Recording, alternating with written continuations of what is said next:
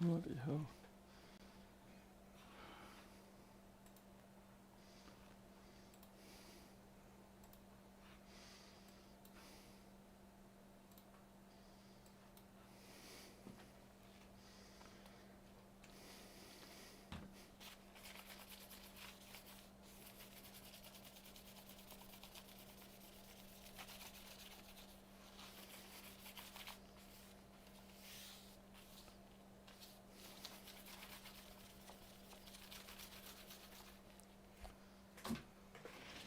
Oh yeah, somebody's getting high.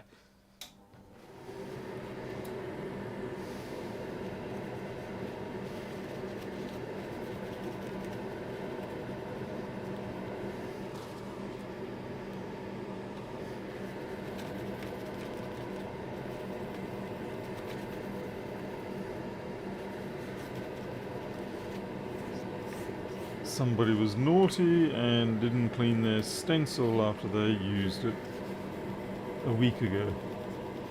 And now I have to pay the price.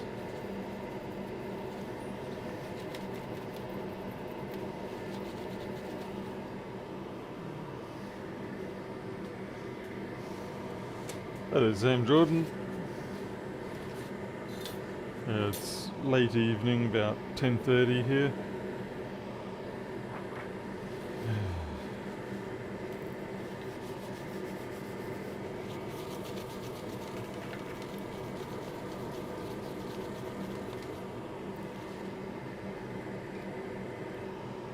Very bad of me not to have cleaned my stencil. Good thing I got more coming. It's still bad though.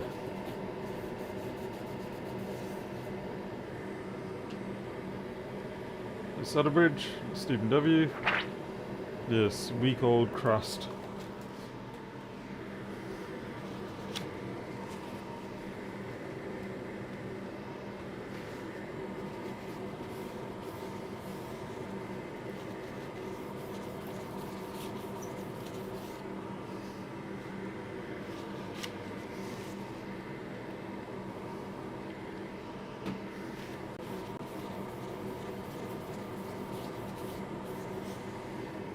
Alright, maybe we might be able to get somewhere now. Better get the box which contains the USB-C meter stuff. Yeah.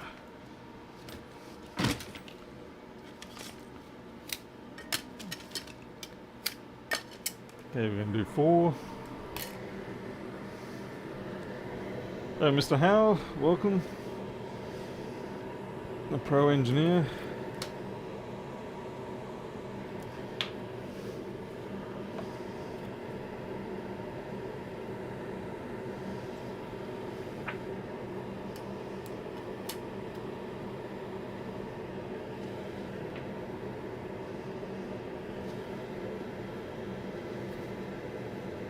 Should be good. Mohammed? It's been a while since I've seen you around here, Mohammed. Or have I just forgotten?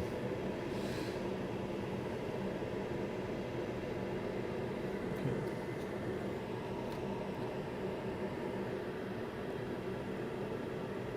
What are the Oliver?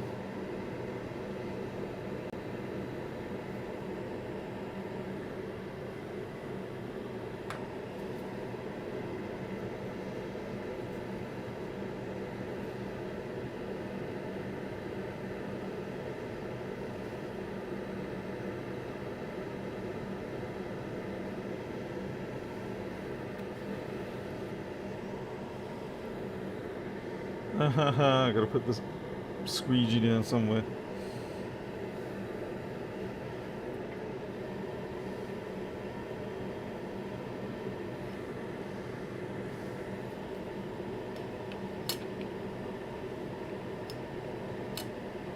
Oh.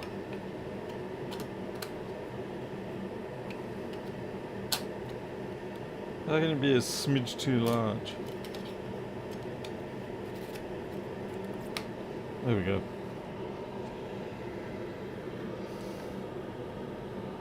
Andrew Hughes.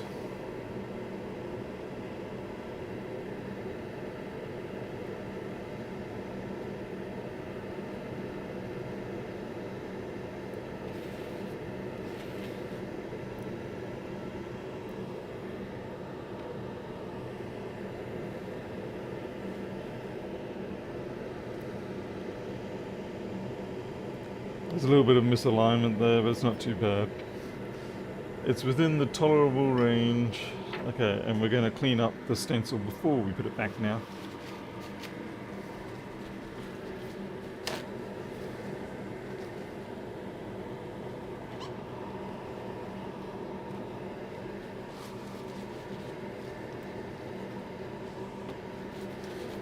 If I keep it to just doing four in total, so I've got 2 passes of the usage of the stencil, it stops it from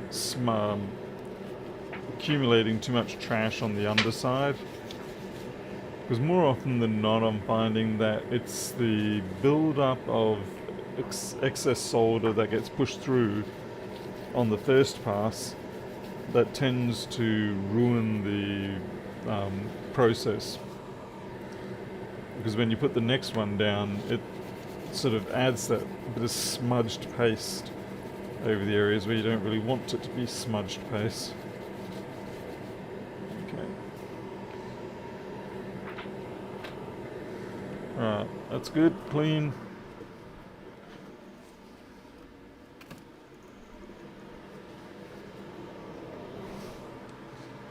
Oops, forgot about the squeegee itself. By the way, hello, yes, got a small webcam window there. It was a 2x2 stencil, but I'm preferring to just use it as a 1x2. I had to go with 2x2 because they wouldn't panelize the board unless it was over a certain size. I think you had to get at least 100 by 100 mil, and those boards as a 1x2 just isn't enough. So I had to go 2x2, but then only use half of it. Because I prefer to be able to build them kind of like this in a 1x4 configuration. Hey Zoltan, hey Ashes. I just find it easier. Trying to reach over to the back of boards is always a recipe for disaster when you're doing hand. Yeah, when you're doing. Don't say that, Paul. Don't say that. Hand assembly of boards. I was about to say something about jobs. Then it would have been demonetized.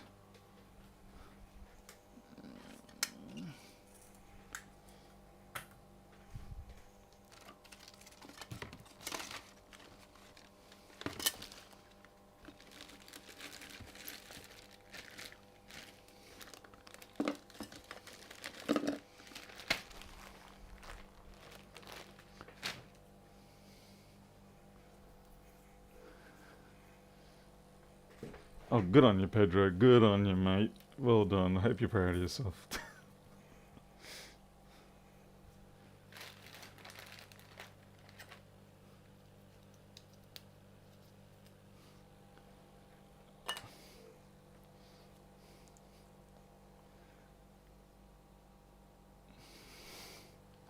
Yes, it's a Steve job. Alright, here we go. Now I've got to remember the orientations of everything yet again.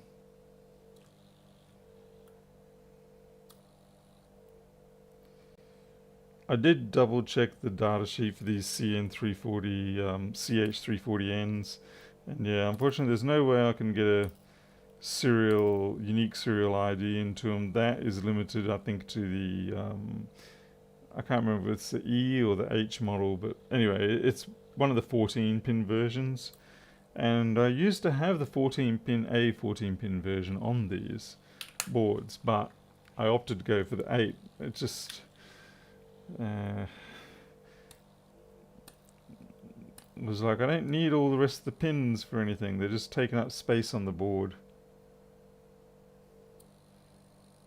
And the main reason it would have been nice to have a unique ID on the chip is to uniquely identify the product.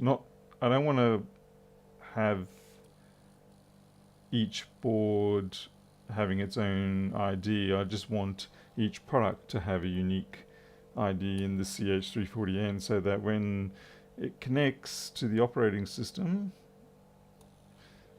you can differentiate what product is being used.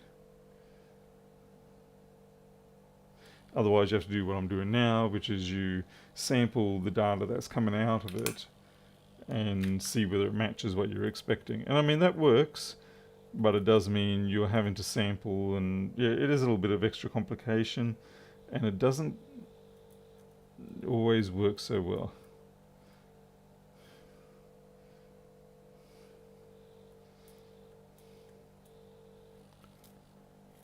But I suppose if you're not rich enough to have your own unique VID PID combo, then that's probably on you. So I guess that's my fault.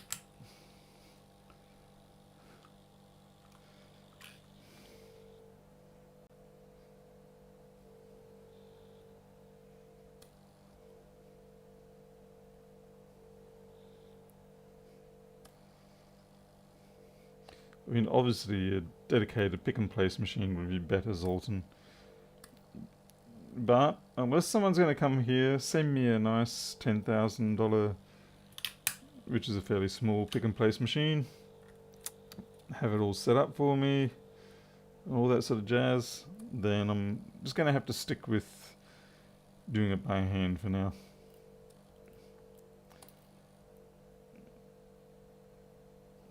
And if it gets to really large numbers, then at that point I will consider just going over and getting a manufacturing place to do it for me.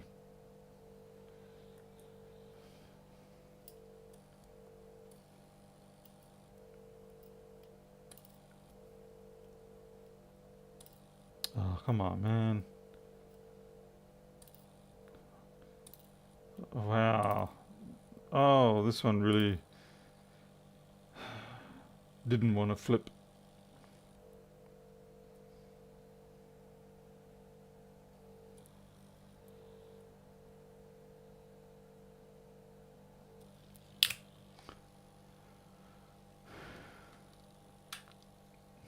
What's the matter, B-Blood? What are you whining about today?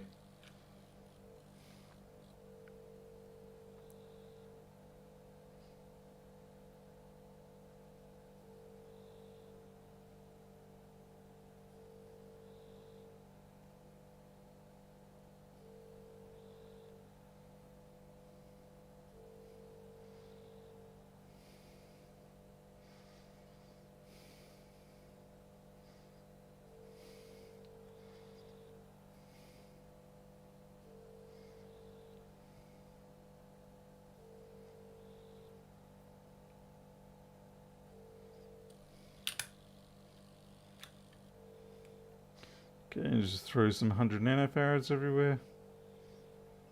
I should just put them in a salt shaker.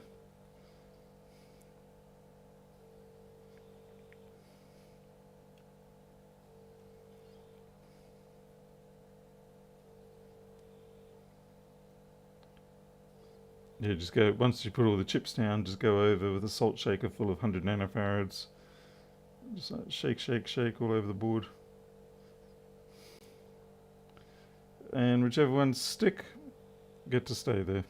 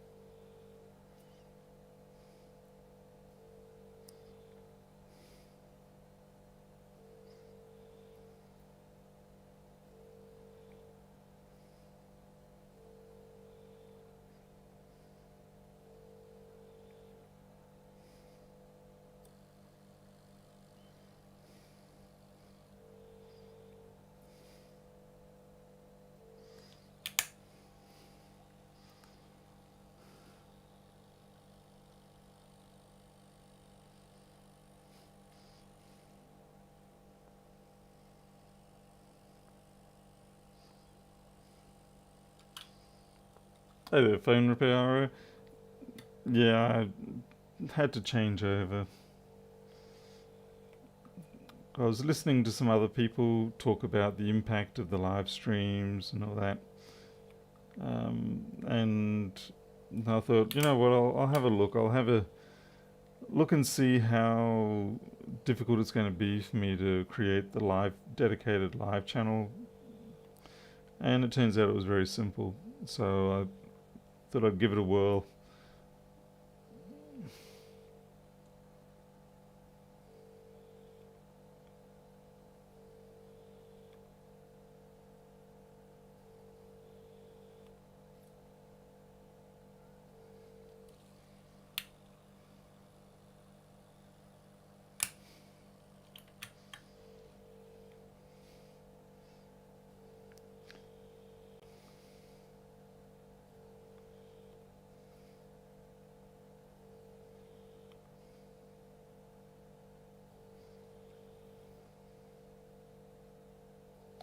Just simply the process of YouTube not dishing up live streams in the opportunities or the occasions when it does decide to share out a video, I think would be advantageous.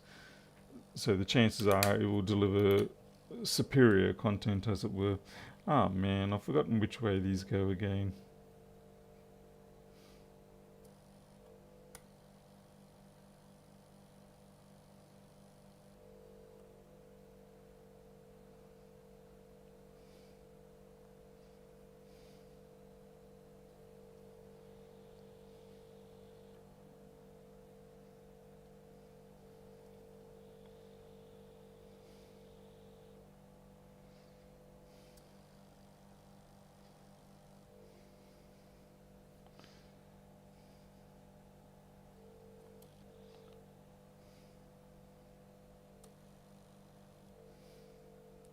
Don't know why they don't stick the little orientation dot on the top of the damn LED.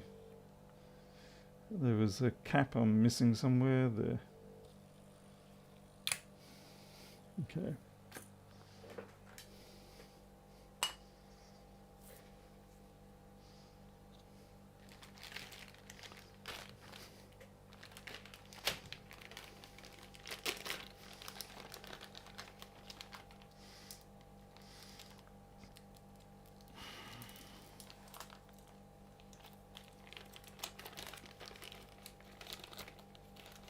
These are all 603s really. I did throw some 402 pads on there, but they're basically all 603s. So they're nice and chunky.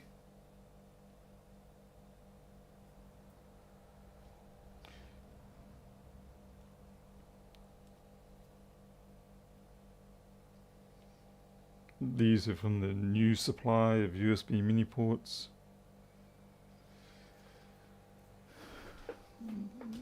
Just seeing if I've got any remaining. Oh yeah, I think I've got exactly 8 there.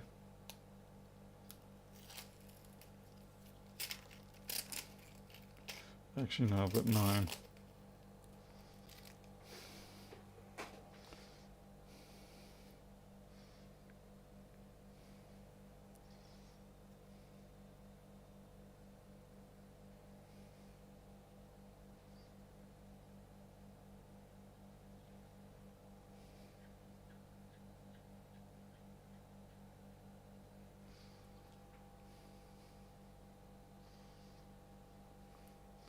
Oh geez, Pro, that's a big jump.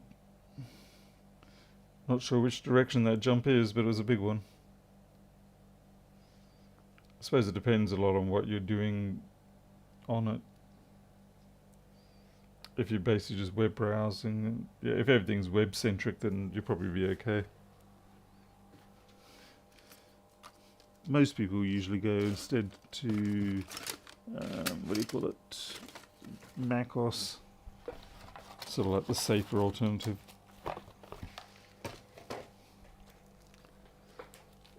The Teslas.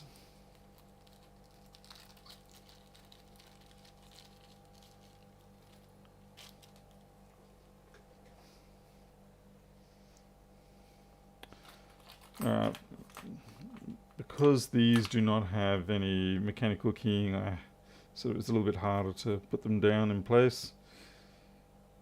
Every now and then they will drift, which is annoying, but I haven't really found any sensibly priced keyed ones. These are 1mm pitch, 8-way FPC.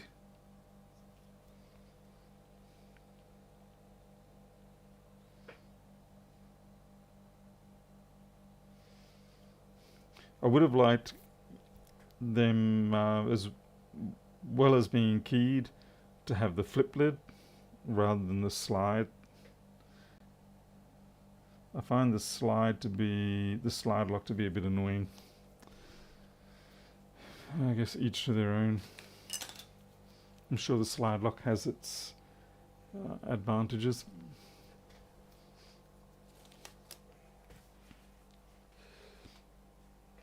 I think first and foremost it probably does lock tighter, but that's really not a problem in this particular scenario.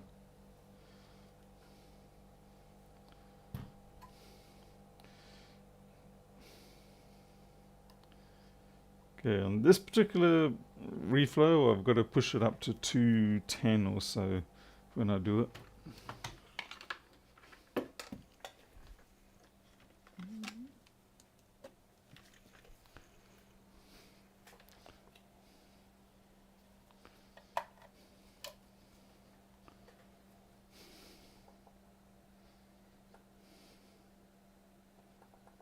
What?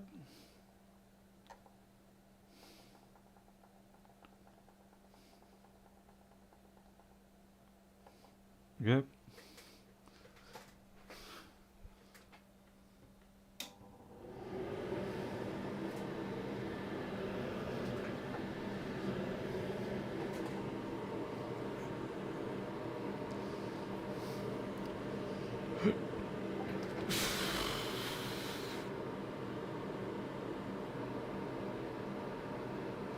$50°C. First one always takes forever. Actually, the first one always takes a more appropriate period of time.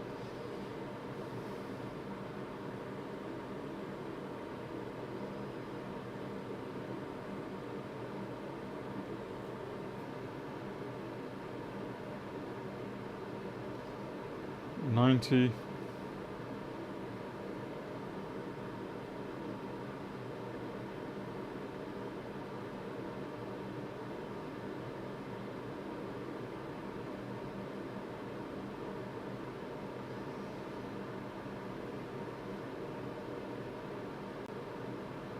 $120.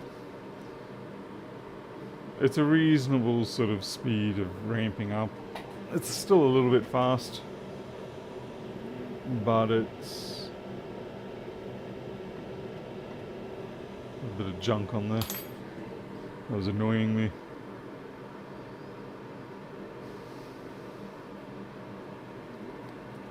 Stencil pasting and then just manually pick and placing is a fairly efficient way of doing things. You just got to know what the limitations are for your own personal hand control. Okay, it's starting to fume off now. We're hitting 180, so we will start to see some sort of reflow going on. It does take a lot longer with the FC4 though.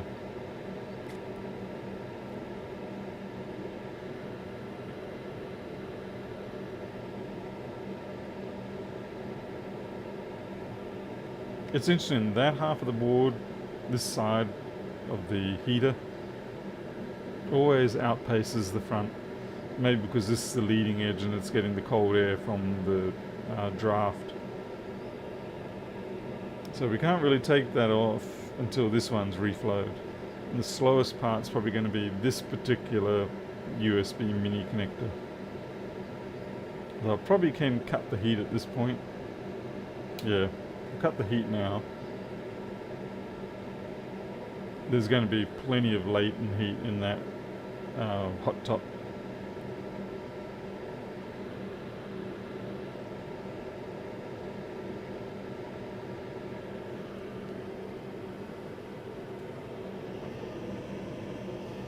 a little bit off. I'll do. Don't mess with it more than you have to.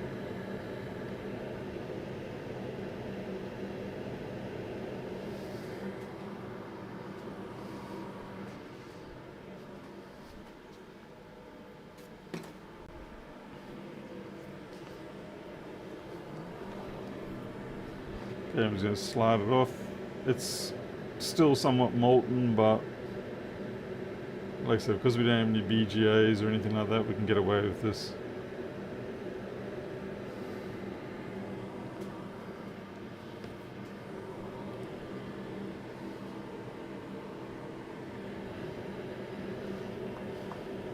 We don't want these heating up too fast. That's the problem that we have with the ring lights, is that it gets, the first one's fine, but the subsequent ones heat up far too quickly.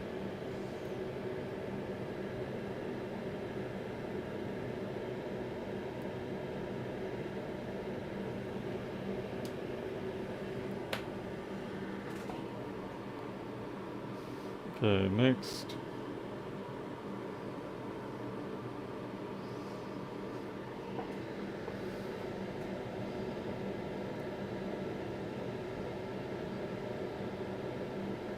Geez, the parts are already reflowing.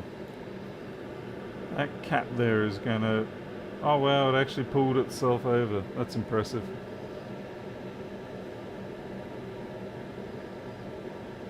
That did not.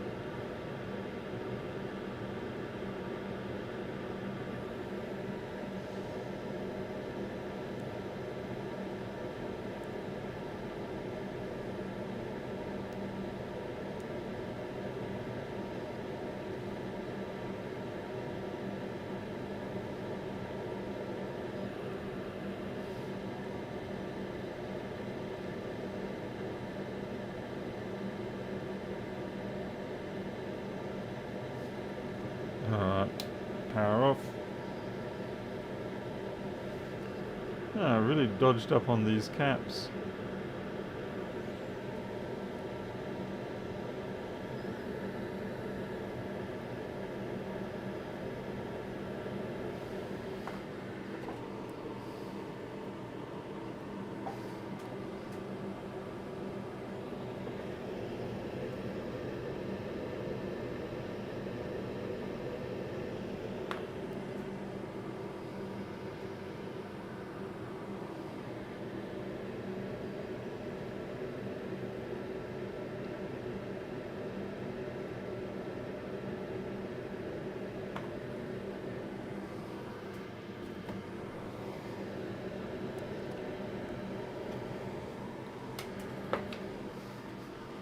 I might just stick that there.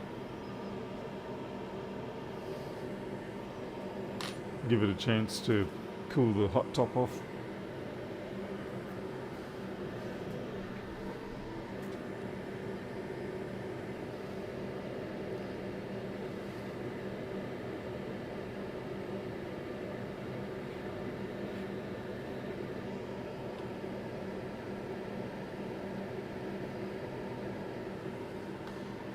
I'm hoping probably the end of next week we'll have a prototype board arrive for the integrated microscope compass assembly. I'll still be using the pre-made compass daughter board, using the the HC8332 or something like that. I'll still be using that, but I'll be integrating the relay switch and the communication to the PC together.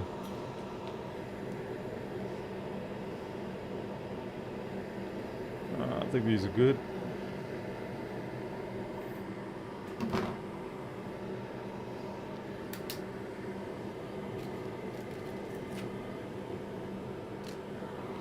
Let's have a look how bad they are.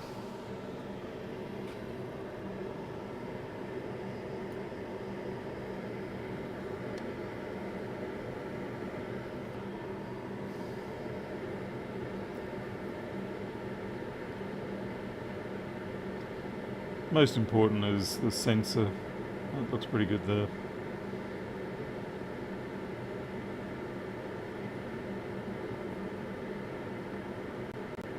Might want to rework that a little bit.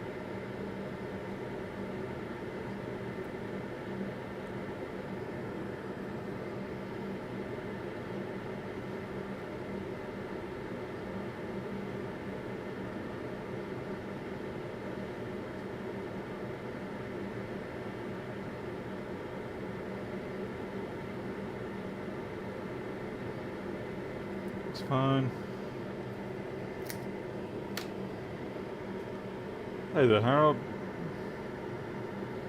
Over on Stomps.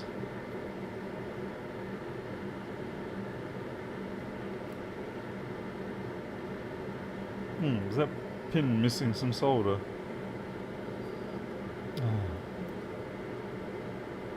It's got solder on it, but yeah, I might touch it with a little more.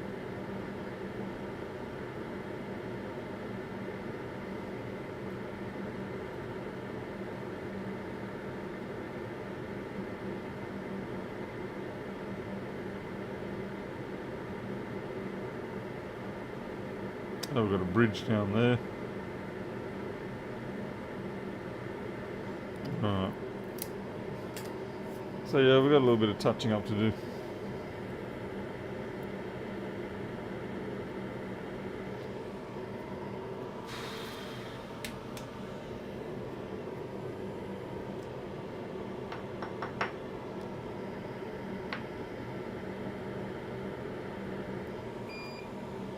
Beep. And then when I'm done with these, I throw them in the ultrasonic cleaner.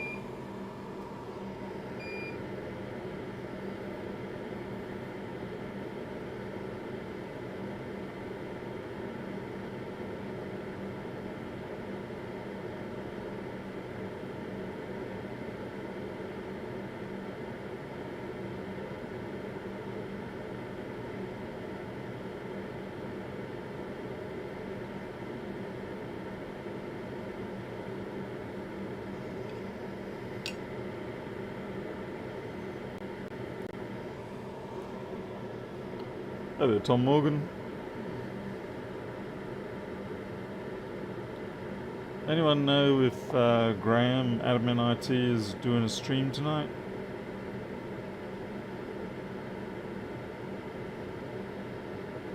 I didn't check before I embarked on this.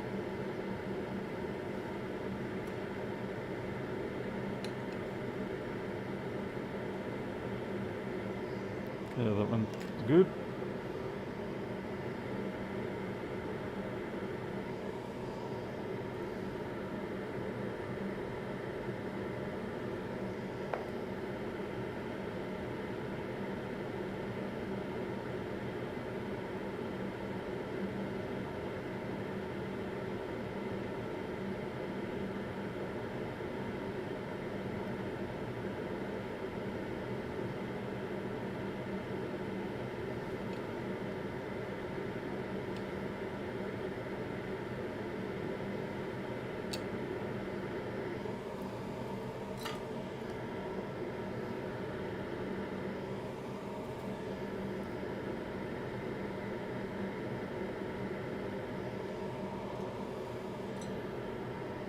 He does? Oh, good. Alright. I need something to put me to sleep.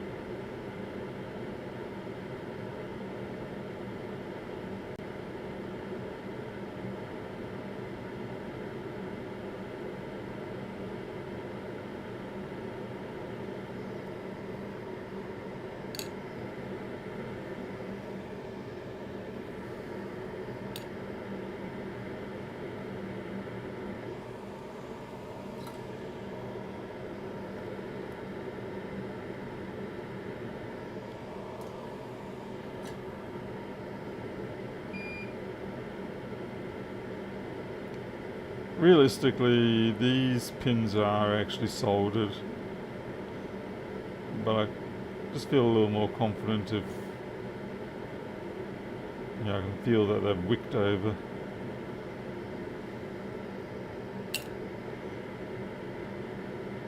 Those pins are clearly not.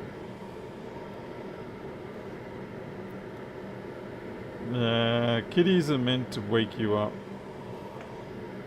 like mine do.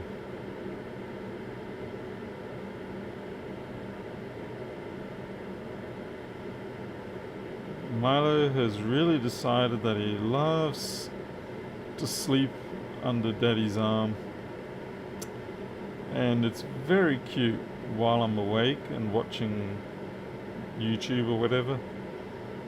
But as soon as I want to go to sleep, it becomes a real problem.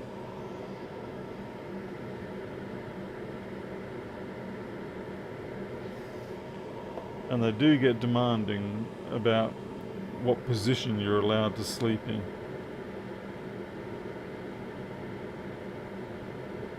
They're a bit like, no, I'm sorry, that just doesn't do it for me. You have to roll over on to your back. And it's like, man, I can't sleep on my back. Not when I'm going to sleep. Yeah, it's different when you completely pass out and you wake up in the morning on your back. But actually trying to go to sleep on your back to start with, no way. The nerves in my leg, my entire left side will just start spasming. And the trouble is, if you let it go for more than a minute or two, then it basically ruins your whole night. Like once it starts, I'm pretty much doomed. I can stand in the shower for 10-15 minutes trying to get the nerves to calm back down, but it's like, no, we're going to be all aggravated, and you're not going to get any sleep now till 5:30 in the morning. Just as the sun comes up, and then we're handing over our duties to annoy you to the sun.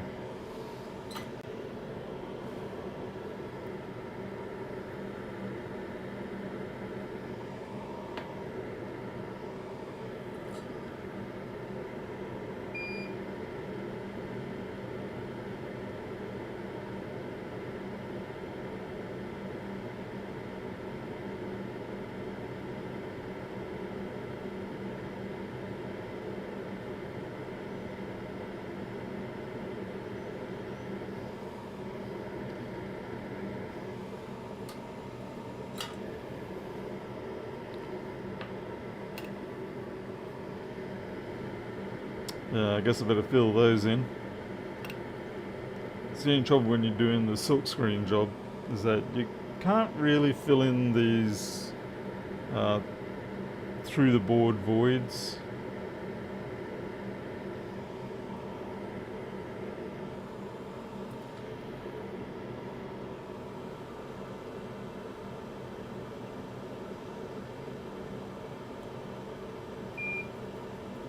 I mean, you could go along and create a tighter profile for the legs to sit in, but then you run into other issues.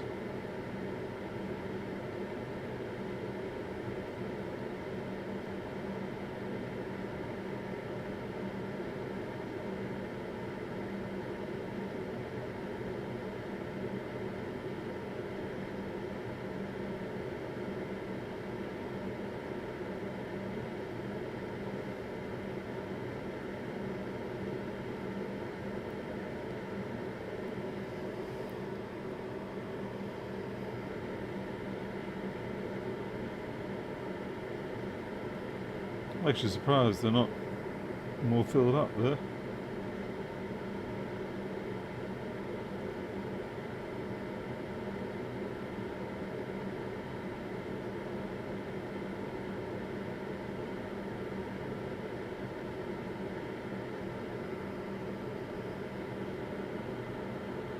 Oh, that's better.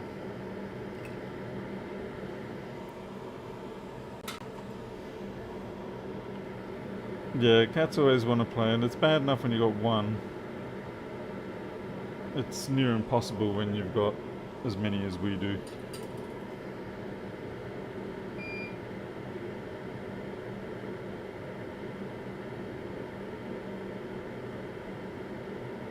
Like I said, I don't regret the fact that I've got so many, but I do... Yeah. It definitely has its challenge. Some people have a dozen human kids. Well, we kind of went for a different option.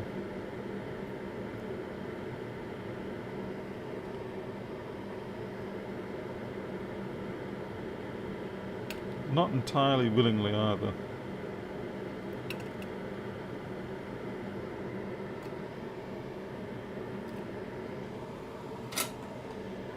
Ow! Just bent my fingernail back. That was fun.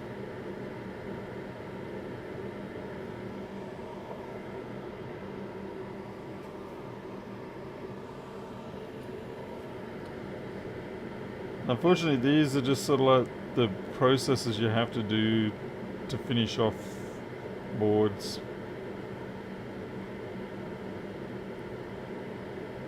I mean, yeah, sure, I could have shipped them out like this. I mean, they are technically bonded. But how long would it be before someone snaps it off like a PlayStation 4 connector?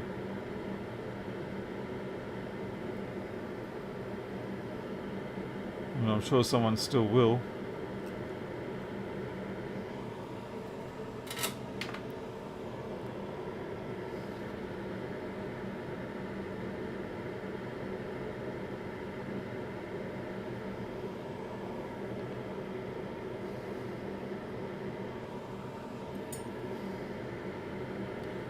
Micro seems to be doing better tonight.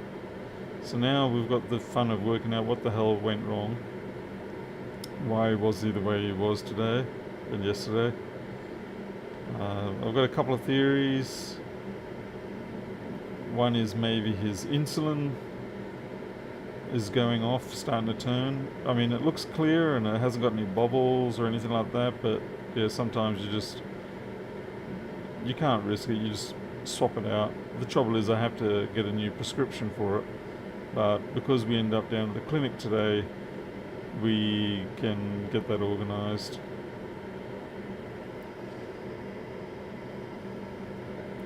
The other one is that maybe his tooth is starting to play up, his remaining canine tooth, because the diabetes does mess with the teeth.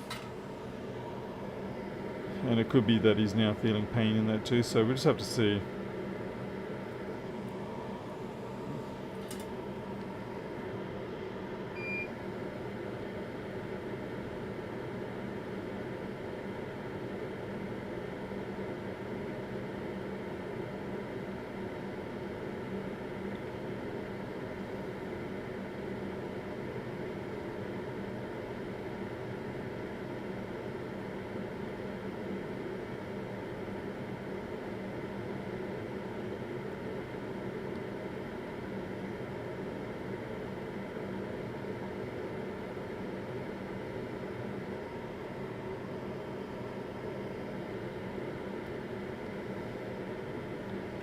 One thing's for sure, it certainly keeps us paranoid. Particularly in conjunction with the fact that he had that lump, or does have that lump. But the vet seems to not be too concerned. She's thinking it's probably scar tissue. Because now we're wondering where the hell did he... What the heck did he do to get scar tissue that big in that region? Probably running along in the yard somewhere and jabbed himself on who knows what. And there's no shortage of sticks and pokey things around this yard.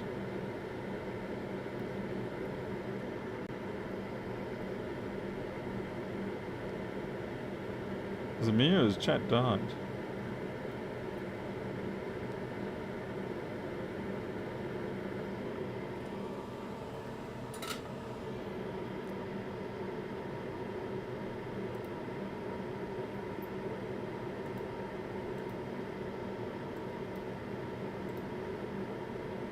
No, it's just chat. That's all good. Alright, we're almost done. Thank you, Christian. Yeah, we're almost done with this sort of fiddly stuff. I don't have any of the displays, the new ones, but we'll flash the what do you call it, the microcontroller, and it should be good. Oh, it looks like everyone's here. Everyone important.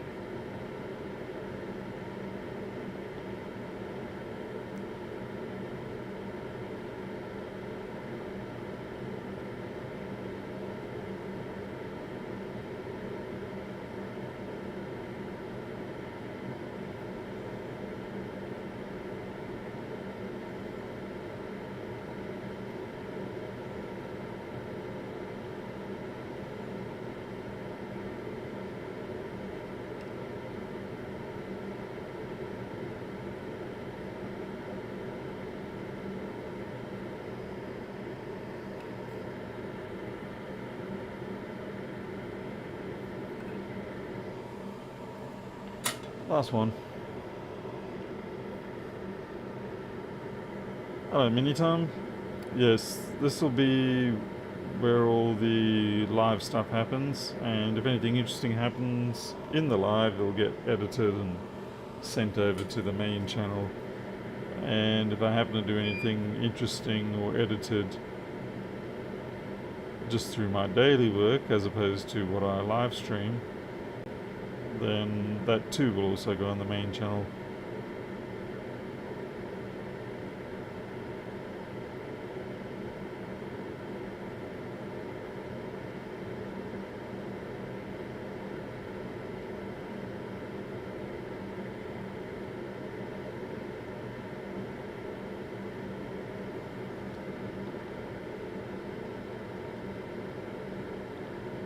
One of these days, Graham from MIT has to buy himself a fume extractor.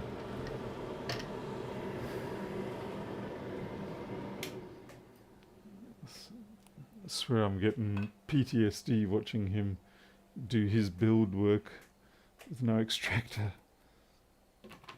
Okay, I am cleaning up the excess flux from the bases before I put them into the ultrasonic, mostly because by the time I get around to ultrasonicking, this sort of flux has crusted up a little bit too much. It's already kind of pushing its luck with me.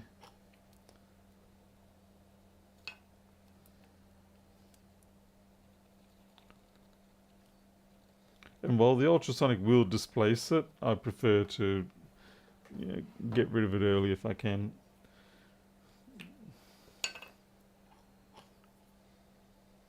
Nice thing is it means that the ultrasonic cleaning solution lasts a fair bit longer too.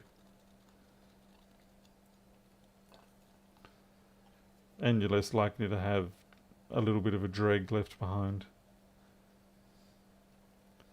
I mean, it's not a bad thing. It's just nice if I don't have to.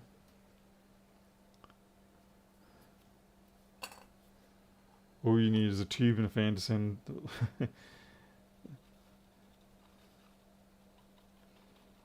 What Graham should sell it as is like a free vaping station. So if people want to get free vape, then they can just sit there and wait for him to start some soldering, and then he'll fumigate it out or extract it to the free vaping station. Pine forest scent. I have a couple of ultrasonics. They're all generic ones though. They're not like Crest or anything fancy. But I've got a 22 litre one, which I use for a lot of the big MacBook boards. And then I've got this itty bitty little, I think it's a half litre one or something like that, that you can use for iPhone boards. I haven't used the half litre one in eons. I think I bought it probably almost a decade ago now, I guess. Can't remember. Okay. Wipe down the board, get some flux off the board. As in the mat, rather.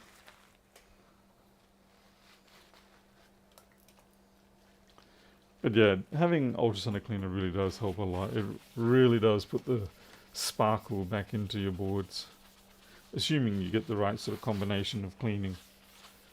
For me, I find the best is to use the ultrasonic cleaning fluid and then rinse it in distilled water or deionized water, blow off the excess water with the compressed air, and then put it in an oven for at 120 for about 20 minutes. Okay, right, we need to flash these.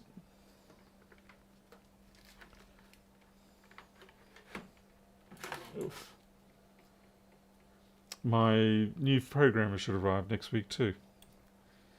Now, whether it's actually going to be any better for me or not, I don't know.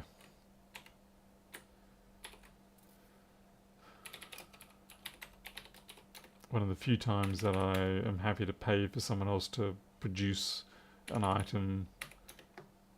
Okay, one.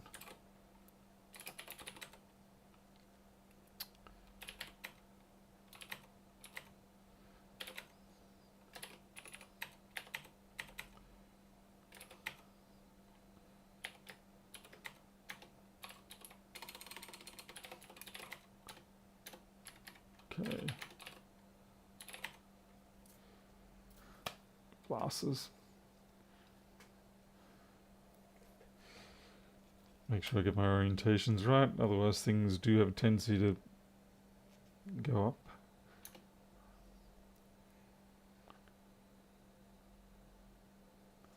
That's good.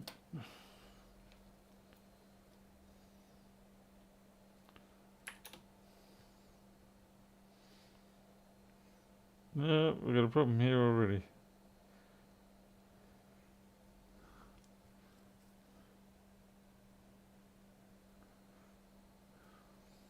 Try that again. Nope, something wrong with that one.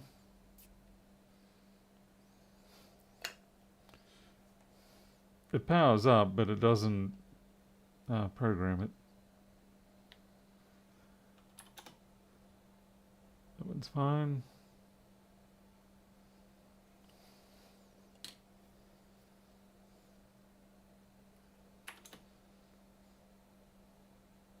And that one's fine. Okay, so we've got one here that for some reason isn't programming. Maybe it's got a bridge on it somewhere. Not that there's a lot that can cause that, because it is a UPDI, so there's really nothing else populating that line.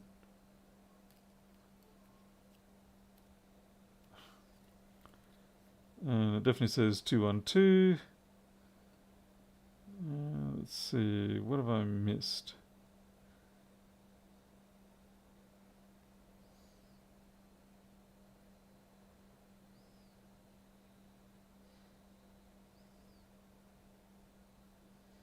It can't be the rail being pulled down, because otherwise the LED wouldn't have come up.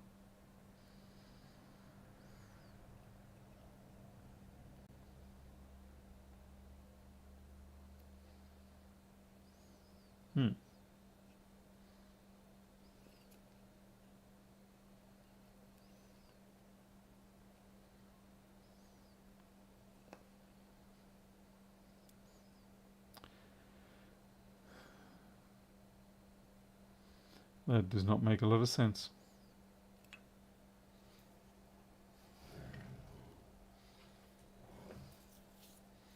No, it really does not make a lot of sense. So you can see the green light is going. Oh, now it works. Maybe it could have been a bit of flux or a bit of varnish or something like that on the via or the pin through. Well, that was a little weird. Okay, let's just find a test display.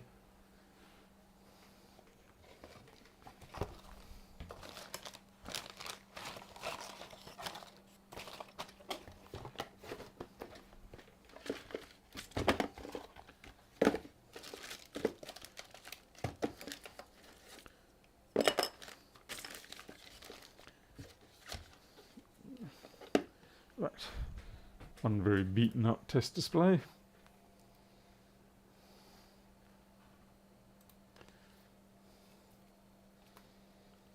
The contrast will be slightly wrong on this one because this is a original full reflective LCD, whereas the ones that I get now, they are the partially, they've got the backlight, which isn't to my personal choice, but I wasn't exactly willing to fork out 1,000 for 1,000 displays for them to do it. Okay, that's good.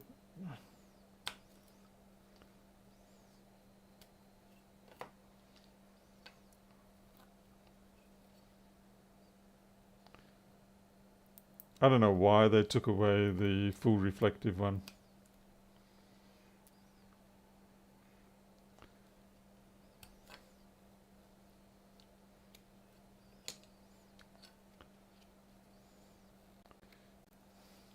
But it is very annoying.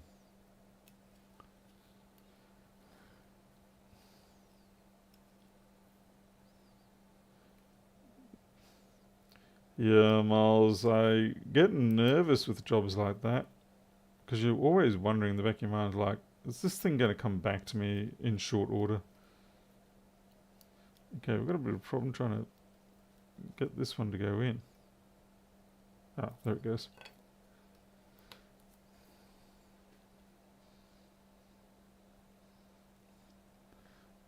Back to not booting. Yeah, wonder if it was something specific about the timing on that RAM that maybe just was incompatible with the board. I had a person bring a machine in, a Acer gaming tower, and it was just long beeping. It was just like, nothing else, and I was like, oh crikey, what is this? Turns out it was the RAM was just drifted a little bit, but I was expecting the RAM to behave, make it behave in a different way. But yeah, constant beep on that one. Fix that up, all good, and they might upgrade to an SSD later. They've got 2 8TB spinning Rust drives in there, and that kind of makes me a little nervous. Alright, that's it. We're done for tonight.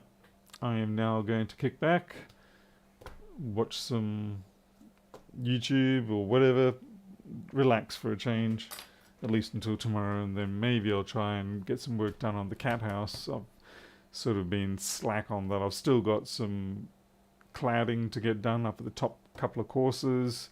Yeah, it's into the finishing stages now, and sometimes that's also the hardest part, but yeah, so here we go. Alright, thank you all for watching. Maybe see you tomorrow. Who knows? Probably not. Maybe 50-50. See how you go. Catch you later. You'll take care.